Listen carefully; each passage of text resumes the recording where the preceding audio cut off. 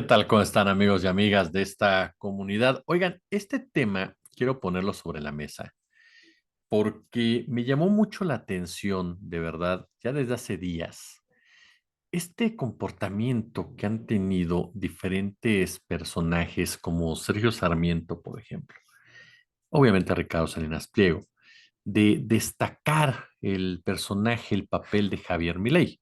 Javier Milei, que de una u otra manera está relacionado con las elecciones en México por la admiración que le tiene Xochitl Gálvez, por el reconocimiento que le tiene Claudio X González, por la similitud en materia económica con sus hombres fuertes que tienen la gente cercana a Xochitl Gálvez en ese punto. Entonces, Sarmiento en un tuit hace unos días fue incluso pues ya tiene bastante, fue a mediados de enero, lanzó un comentario en el sentido de el capitalista es un benefactor social que lejos de apropiarse de la riqueza ajena, fíjese bien, contribuye al bienestar social. Un empresario exitoso es un héroe. Y esto con base en lo que señaló en su momento Javier Milei. El doctor César Pineda, que ustedes saben es un hombre que yo respeto muchísimo por su capacidad de análisis y su preparación, respondió en parte, dijo, la apología del empresariado no solo es el discurso ideológico que legitima y justifica a la clase dominante, es la narrativa que oculta la contradicción del liberalismo autoritario. Libertades para los de arriba, exclusión y explotación para los de abajo. Y me atreví precisamente a tomar esta justificación del papel que juegan medios y comunicadores como Sergio a favor de ciertos conceptos económicos que yo insisto no han dado resultados y los números para mí son clarísimos en el día a día y que tratar de lavar la imagen del empresariado sinceramente busca, como bien dice César, perpetuar esa clase dominante que ha beneficiado a los empleados de lujo, como son muchos de estos comunicadores, no, pero que ha dañado profundamente a países enteros. Y aquí de repente es cuando uno se pregunta si ya está lloviendo sobre mojado, es decir, el autoritarismo, o mejor dicho, el fascismo, en sus diferentes vertientes se expande como una especie de mancha de aceite por las otroras democracias occidentales, digámoslo así, la ruta turística del nuevo auge del totalitarismo que se inicia en Italia, por ejemplo, donde las desavenencias y odios entre los distintos líderes de la izquierda posibilitó una hazaña brutal, porque lo hemos dicho ya en varias ocasiones, para que la ultraderecha llegue al poder y se consolide en el poder, la izquierda tiene que haber fracasado. Pero cuando uno, vamos a imaginarnos como esa especie de tour turístico. Después, uno como viajero, continúas tu tránsito, ¿no? Por dos itinerarios distintos. Y en el primero te adentras a una Francia en donde la extrema derecha supera por primera vez el listón del 30% en una primera vuelta. Y continúas vía Holanda, donde la victoria de la ultraderecha gestó definitivamente los cimientos en el odio al emigrante. No, y esto fue determinante para ver pues las razones y las actitudes que cada uno de ellos, de ellos desarrollaba. No era el migrante el único culpable de que durante las últimas 2 décadas la derecha clásica desmantelara el estado de bienestar, ¿no? Allá en Holanda. Y se terminaría este primer itinerario con una visita a los países nórdicos, cuyos votantes se han quitado la careta socialdemócrata, esta enorme hipocresía, y han superado con creces la paranoia de los lúgubres personajes de la novela negra y sórdica nórdica, y han apoyado abiertamente a la ultraderecha. ¿Cuál es el segundo itinerario? Adentraríamos, previo paso por una Austria controlada por el neoconservador Sebastián Kurz, en una Alemania completamente desnortada, sin Angela Merkel, menudo desastre sin paliativos, el de la actual coalición de gobierno, y terminaría igual que el primero en los países nórdicos. Ambos itinerarios ofrecen una posibilidad de ampliar el maravilloso viaje, maravilloso entre comillas, haciendo escala en unos Estados Unidos en donde probablemente Donald Trump, esta vez sin asalto al Capitolio, va a retomar precisamente el poder. Y en estos dos itinerarios propuestos, seguro que ustedes, amigos, amigas, se encontrarán con unos extraños personajes. Mezcla entre anarcoliberales, fascistas que sorprenden por el carácter psicopático de sus propuestas distópicas, no muestran el más mínimo atisbo de sensibilidad ante el sufrimiento ajeno y mucho menos una compasión ante los más débiles. Su individualismo extremo, la ausencia en sus postulados del bien común, los han convertido en una ideología tremendamente perniciosa y se refleja en su visión de los salarios, del acceso a la vivienda, de las pensiones, de lo que está sucediendo con los precios de la luz, de la energía, de los alimentos. Las razones últimas del auge de este nuevo totalitarismo sin complejos, abierto, es una consecuencia lógica del sistema político surgido al albor del neoliberalismo. Nos referimos a esta farsa, ¿no?, de la democracia actual, en donde lo que importa es la opinión de unos pocos, eso que Sheldon Golin denominó como totalitarismo invertido, y en donde muchos medios de comunicación grandotes, dominantes, han actuado como el brazo tonto del establishment, con sus medias verdades, infundiendo miedo a la ciudadanía, y es ahí precisamente donde nos encontramos y donde este itinerario llega a nuestro país, llega a nuestra América, de la mano de personajes como Bolsonaro, como Milei, precisamente, como el propio Noboa en Ecuador. Personajes que mienten con una facilidad brutal, que mienten con un total cinismo para justificar los errores que ellos mismos cometieron. Esa frase que es innegable, te dan la solución de los problemas que ellos generaron en pocas palabras, y que se comportan de una manera criminal hacia todo aquello que consideran que no está dentro de su propio círculo de poder, todo lo que es completamente desechable. Paul Romer, tal como nos explica el economista post-keynesiano australiano Steve Kim en un artículo hilarante, por cierto, que se titula algo así como Economic Reality Virus, pues fue de los escasos economistas ortodoxos que tras la gran recesión inoculó un nuevo virus, este virus llamado realidad, que desactivó temporalmente el gen de Milton Friedman, absolutamente dañino para nuestra salud. Y ciertamente si el gen Milton hubiese sido inocuo, no hubiese pasado absolutamente nada. Pero ante los discursos de Milei, ante los discursos de Bolsonaro, y que aquí en México ya asume abiertamente Xochitl Gálvez, asume Ricardo Salinas Pliego, asume Claudio X González, que ya se cansaron de ser hipócritas, ya se cansaron de tener una máscara de socialdemócratas, de preocupados por la democracia, de preocupados por los que menos tienen, ya abiertamente son derechas, son ultraderechas, jueguito ridículo a los libertarios, en realidad son neoliberales atroces, y ya están ahí, ofreciendo el país, ofreciendo los recursos naturales para generar precisamente ese apoyo. Y aquí veremos cuántos mexicanos, mexicanas vuelven a ser seducidos por el canto de las sirenas, por ese aspiracionismo tan dañino que tenemos como sociedad, por esa mentalidad neoliberal, canibalística completamente. Veremos cuántos siguen creyéndose pobres de derecha, y como pobres de derecha los bulldozers de estos millonarios, de estos intereses políticos en toda la extensión de la palabra, ¿no? Y es que el problema es que el daño que este genio liberal y ahora convertidos en libertarios ha ocasionado a la humanidad, esta mutación genética conocida como gen Milton, hace necesario más que nunca el virus de la realidad. El decir, perdóname, tus datos, tus números son una tontería cuando hay gente que no come, cuando hay gente que come 3 veces a la semana, cuando hay gente que durante todo el tiempo que el neoliberalismo ha funcionado, perdió absolutamente todo, cuando precarizaron el empleo, cuando precarizaron el salario, cuando impidieron el ascenso social, cuando despojaron a campesinos de sus tierras, cuando convirtieron el mundo en su feudo. Que no nos vengan con su hipocresía barata de sus datos de economistas perfectamente letrados en sus intereses, perfectamente preparados en sus escuelas privadas, o que se dejan llevar por aquellos maestros que durante décadas han defendido y normalizado un sistema de despojo a una nación.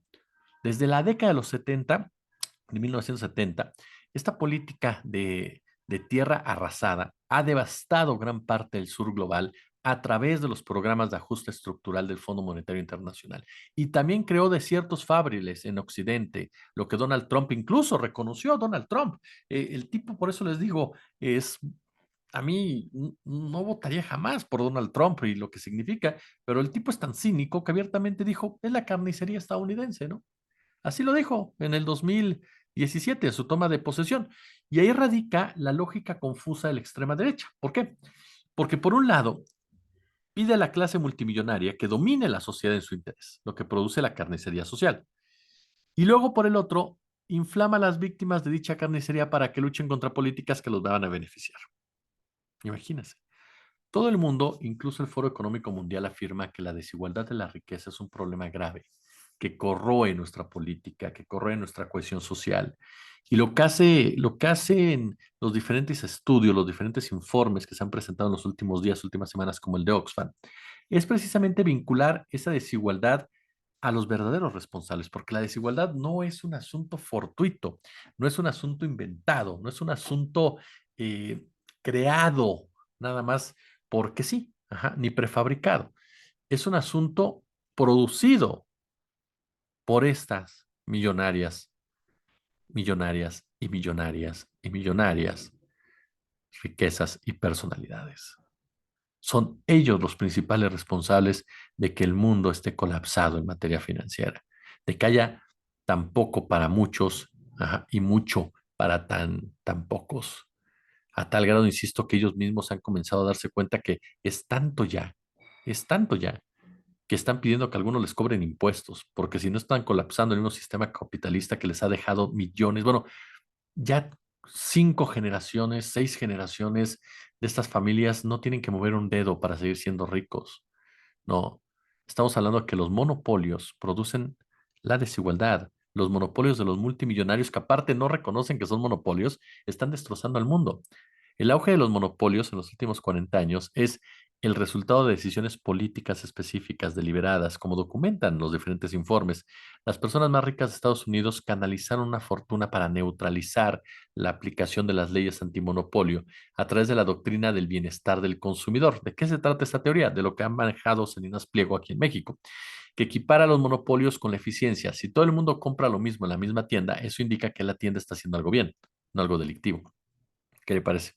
Hace 40 años y desde entonces los ricos han financiado grupos de reflexión, programas universitarios, incluso programas de formación continuas para jueces federales con el fin de impulsar esta línea. Y no lo hicieron por motivos ideológicos, perseguían objetivos materiales. Los monopolios producen grandes beneficios y esos beneficios producen una gran riqueza. El auge de los superricos no se disocia del auge de los monopolios. En 1492, déjeme hacer un poquito de historia. El mercado mundial creció como en ninguna época anterior. Se estableció sobre la base del brutal colonialismo en el continente americano, especialmente en la enorme región que hoy se identifica como América Latina y el Caribe, en donde las antiguas civilizaciones azteca e inca, que daban algunas comunidades mayas, fueron arrasadas y los indígenas sometidos a diversas formas de servidumbre y de explotación, que dieron origen a su histórica miseria y desgracia. El coloniaje igualmente se levantó con la esclavitud, utilizando el tráfico de bienes negros desde África, impuso el intercambio desigual entre periferias y centro, ¿no? Por ejemplo, Javier Milei, ¿no? Que tanto habla de las periferias y no sé qué tanto, le haría bien a él, a Xóchitl, por supuesto, a Laje, a Abascal y a todos ellos, pues echarse el libro de los dependentistas, ¿no? En pocas palabras, la realidad es que este intercambio desigual subdesarrolló a la región. Las economías coloniales fueron forzadas a organizarse a conveniencia de las metrópolis, España y Portugal, mientras el Caribe pasó a ser el eje de las disputas entre potencias coloniales. Incluso, ve usted, la libertad de los mercados impuestas por las reformas borbónicas se cuidaron de seguir controlando y regulando la economía global, la economía colonial. Ahora, de manera que la riqueza generada por empresarios y por emprendedores de todo tipo durante 3 siglos, pues nada tuvo de heroico, como nos dice el señor Sergio Sarmiento, no, nada, ni de ejemplar, sino de explotación y sufrimiento. Y el capitalismo europeo nació de esos procesos, como diría Karl Marx. El capital viene del mundo chorreando sangre y todo, bueno, de sangre y lodo por todos los poros. Se lo repito, el capital viene al mundo chorreando sangre y lodo por todos los poros, desde los pies hasta la cabeza. La revolución industrial del siglo XVIII, con la cual se consolida el capitalismo y el modelo de libertad, Precisamente por esa situación trajo al mundo la explotación más ignominiosa de la época contemporánea. Proletarios sujetos a jornadas extenuantes, salarios miserables, sin derechos laborales, reprimidos o muertos cuando protestaban. Dígame qué diferencia hay en la actualidad. América Latina no tuvo revolución industrial y en el siglo XIX el capitalismo no existió, exceptuando el incipiente desarrollo de este sistema en Argentina, Brasil, México, a mediados del siglo. Pero abundan los estudios sobre el sistema terrateniente, el régimen oligárquico de aquellos tiempos, y los empresarios y emprendedores de la época, pues tampoco fueron héroes, ¿no? Sino explotadores del trabajo, sin capacidades para generar el desarrollo. En el siglo XX despegó el capitalismo latinoamericano y en varios países como Ecuador prácticamente a mediados del mismo.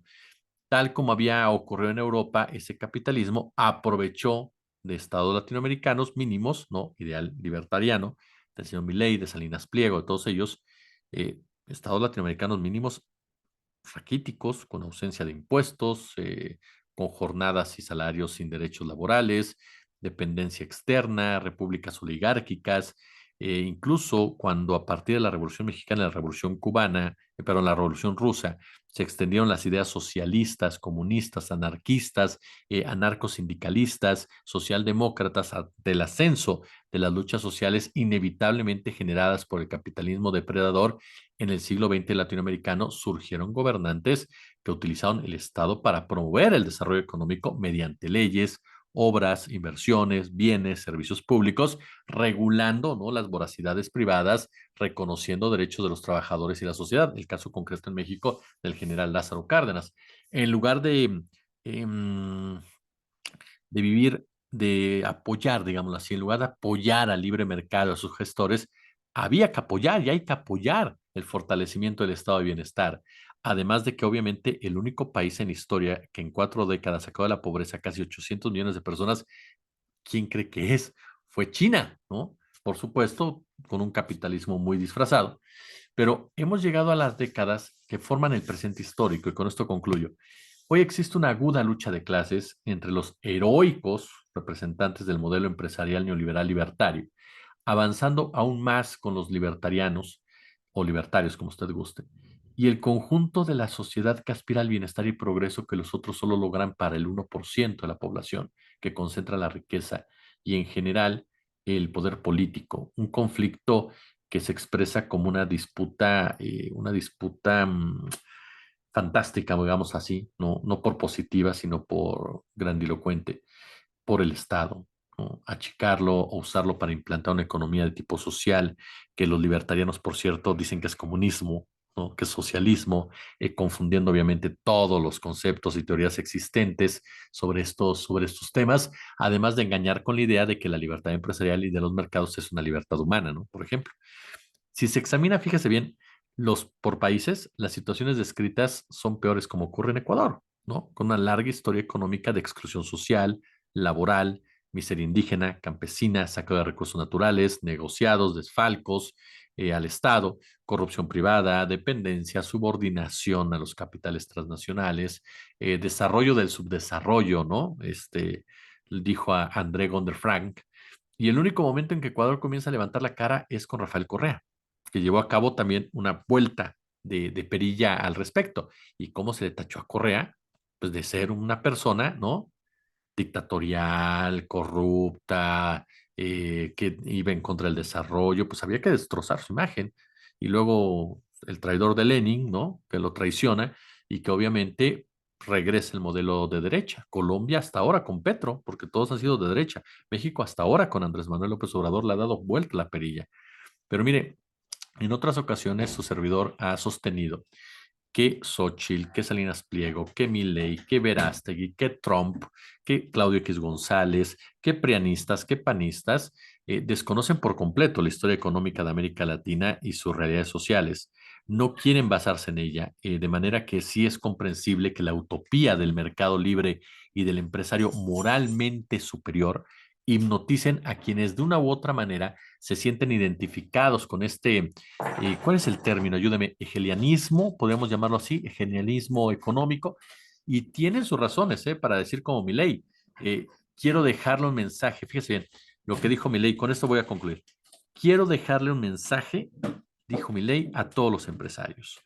No se dejen amedrentar ni por la casta política, ni por los parásitos que viven del Estado. Ustedes son benefactores sociales. Ustedes son héroes. Si ustedes ganan dinero es porque ofrecen un mejor producto, un mejor precio, contribuyendo de esa manera al bienestar general. Viva la libertad, carajo. Esa es la disputa de fondo que hay en el caso de México en este 2024. Hacia qué lado vamos? A personajes como Gálvez, como Salinas Pliego, que consideran a este hombre y estos conceptos emanados, ya le di todo un rollo histórico, y que a quienes han beneficiado, ¿no? O le damos otra oportunidad, obviamente, a la 4T de seguir profundizando cambios que ha llevado a cabo Andrés Manuel López Obrador. Es una pregunta que le pongo sobre la mesa. Como se los he dicho, aquí de lo que se trata es de no dejarnos engañar. Y yo sí soy de la idea, y se lo digo abiertamente, que hay que tener mucho cuidado con los discursos de los libertarios porque se quieren vender como empresarios heroicos y no han sido más que vulgares explotadores. Como siempre, un gusto. Si les gustó el video, perdón que nos hayamos extendido. Si les gustó el video, échenle pulgar arriba, coméntenlo, compártanlo, suscríbanse. Vamos por otro reto y, por supuesto, denle a la campanita. Además, ya lo sabes, si está en su posibilidad, échenos super chat, échenos super gracias. Yo por lo pronto les agradezco muchísimo el favor de su atención y les mando un fuerte abrazo. Descansen. Si no pasa nada, nos vemos, por supuesto, el lunes. Si hay algo relevante, nos vemos el domingo, por supuesto. Ya me movió la computadora Luca. Ahí está Luca. Y yo, como siempre, de verdad, muchas, pero muchas gracias por ser parte de este canal.